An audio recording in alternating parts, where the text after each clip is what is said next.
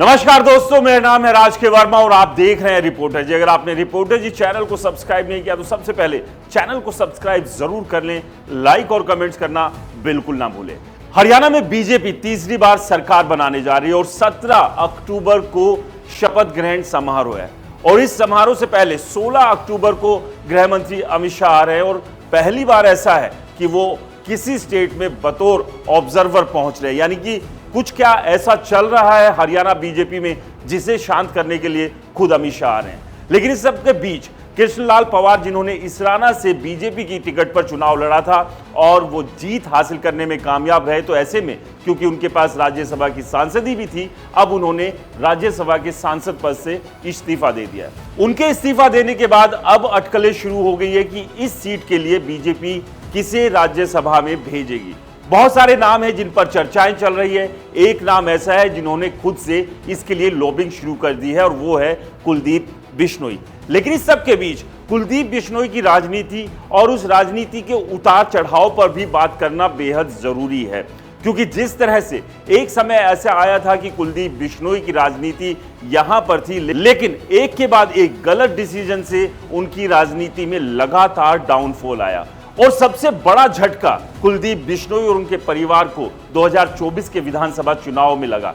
सबसे सेफ मानी जा रही आदमपुर की सीट को ही उनके बेटे भव्य बिश्नोई ने गंवा दिया, जो कि 2022 में जब इन्होंने कांग्रेस का साथ छोड़ा था और आदमपुर विधानसभा से इस्तीफा दिया था, तो भव्य बिश्नोई को ही बीजेपी ने उपचुनाव में अपना उम्मीदवार बनाया था। लेकिन तब भव्य बिश्नोई ये सीट निकालने में कामयाब रहे। आप समझिए कि 1968 से लगातार भजनलाल और उनके परिवार के अलग अलग सदस्य इस सीट से जीते आए हैं, लेकिन दादा ने जिस सीट को बनाया था, पोते ने अब आकर उस सीट को खो दिया है, यानी कि आदमपुर की सीट भजनलाल परिवार के हाथ से निकल गई है। अब इस सब के बीच सबसे बड़ा सवाल यह है कि भविष्य की जो आगे की राजनीति है कुलदीप बिश्नोई की, उसका क्या रहने वाला है, क्योंकि इससे पहले एक के बाद एक जो भी डिसीजन कुलदीप बिश्नोई ने लिए उसमें कहीं भी एक मैच्योर पॉलिटिशियन की झलक नहीं दिखी। आपको याद होगा 2014 के जब विधानसभा चुनाव होने थे, तो उससे पहले बीजेपी ने हरियाणा जनहित कांग्रेस, जो कि कुलदीप बिश्नोई, जो कि उनके पिता भजनलाल बिश्नोई ने पार्टी का गठन किया था, उसके साथ बीजेपी गठबंधन में चुनाव लड़ना चाहती थी। लेकिन कुलदीप बिश्नोई ज्यादा सीटों के लिए अड़े हुए थे और यह गठबंधन नहीं हुआ, क्योंकि कुलदीप बिश्नोई को कहीं ना कहीं यह लग रहा था कि बीजेपी का अस्तित्व हरियाणा में नहीं है। ऐसे में जितनी ज्यादा से ज्यादा सीटों की वो डिमांड करेंगे, बीजेपी को उनके सामने झुकना पड़ेगा। लेकिन ऐसा नहीं हुआ और बीजेपी ने हरियाणा के 2014 के विधानसभा चुनाव अकेले दम पर ही लड़े। और उसके उलट कुलदीप बिश्नोई का हश्र क्या हुआ? अगर उस दौरान कुलदीप बिश्नोई बीजेपी के साथ गठबंधन कर लेते तो हरियाणा जनहित कांग्रेस पार्टी का अस्तित्व शायद आज बचा रहता और उस दौरान 2014 में हरियाणा की सत्ता में भी एक बड़ी साझेदारी कुलदीप बिश्नोई की रहती। लेकिन उन्होंने गोल्डन अपॉर्चुनिटी अपने हाथ से निकाल दी और उस वक्त सिर्फ कुलदीप बिश्नोई और उनकी पत्नी ही चुनाव जीतने में कामयाब रहे थे, यानी कि जो हरियाणा जनहित पार्टी है वो पति पत्नी की पार्टी बनकर रह गई थी।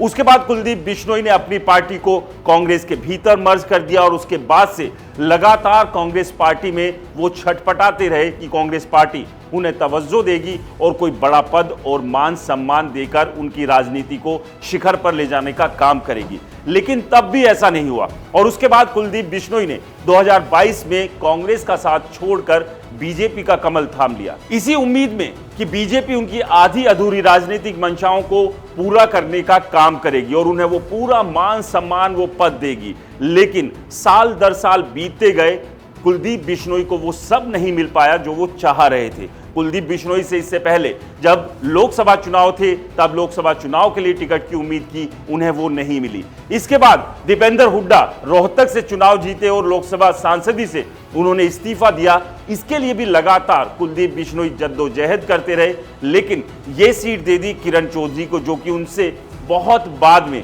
यानी कि चंद दिनों पहले ही बीजेपी में शामिल हुई थी और बीजेपी ने उन्हें गिफ्ट के तौर पर यह राज्यसभा की सांसदी दी थी। तब भी कुलदीप बिश्नोई हाथ मलते ही रह गए। अब जब 2024 के विधानसभा चुनाव आए तो यहां भी एक बड़ा नंबर वो अपने बेटे और अपने समर्थकों के लिए मांग रहे थे उसमें भी बीजेपी ने कटौती करते हुए चंद सीटें ही दी, जिसमें एक आदमपुर की सीट जो कि उनके बेटे को और इसके अलावा उनके एक सहयोगी को दी। लेकिन आदमपुर की सीट को भव्य बिश्नोई ने गंवा दिया। अब एक बार फिर से कुलदीप बिश्नोई अपनी डूबती हुई राजनीति को बचाने की कोशिश में लगे हुए हैं और उन्हें उम्मीद है कि अब जो कृष्णलाल पवार ने राज्यसभा सांसद का पद छोड़ा है, यानी कि ये जो सीट खाली हुई है, इस सीट से बीजेपी उन्हें राज्यसभा भेजने का काम करेगी। और इसके लिए अब कुलदीप बिश्नोई ने पूरे अपने परिवार के साथ दिल्ली दरबार में लॉबिंग करनी भी शुरू कर दी है। लेकिन सबसे बड़ा सवाल यह है कि इतने साल बीत जाने के बावजूद अभी तक बीजेपी ने जो कुलदीप बिश्नोई के हाथ खाली रखे हैं, क्या राज्यसभा की सांसदी देकर कुलदीप बिश्नोई के इन हाथों को भरने का काम बीजेपी करेगी, या फिर अब उस मोड़ पर आकर कुलदीप बिश्नोई खड़े हो गए हैं जहां से उन्हें यह सोचना भी पड़ सकता है कि अब बहुत हुई राजनीति, कोई और ही काम कर लेते हैं। आपको क्या लगता है, हमें कमेंट्स कर जरूर बताएं। रिपोर्टर जी चैनल को सब्सक्राइब नहीं किया है तो दोस्तों चैनल को सब्सक्राइब करना ना भूलें। नमस्कार।